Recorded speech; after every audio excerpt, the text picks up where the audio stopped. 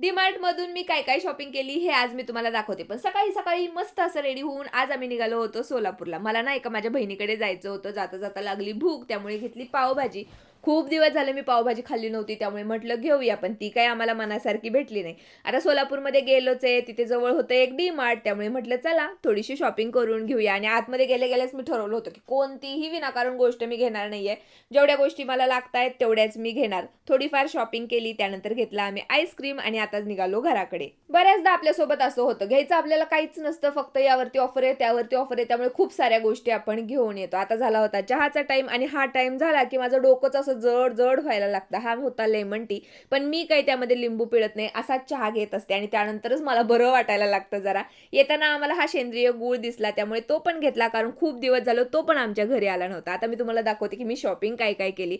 सगळ्यात पहिल्यांदा घेतली ही पायपुसणी, डोअरमॅट आहे. किचनमध्ये टाकण्यासाठी माझ्याकडे नव्हतं, त्यामुळे हे एक मी घेऊन आले आणि क्वालिटी मला खूप छान वाटली आणि ते अजिबात स्लिप वगैरे होणार नव्हतं. त्यानंतर हे क्रॉक्स घेतले. अबीला खुश करण्यासाठी काही ना काहीतरी आणावंच लागतं आणि त्याचसोबत मी स्वतःला पण खुश केलं, कारण माझ्यासाठी पण ह्या स्लिपर्स मी घेऊन आले होते. त्यानंतर हे आहेत मखाने. याआधी मी कधीच खाल्ले नाही. म्हटलं ट्राय तरी करून बघूया आहे कसे, आणि तिथे सुरू होता राईस महोत्सव, त्यामुळे ते पण घेतले. आता यावरती ऑफर होती, त्यामुळे ही एक गोष्ट टाकण्यात आलीच आणि त्याचसोबत मी एक छोटंसं हे झाकणी पण घेतली होती, जी पण मला खूप दिवसापासून हवी होती.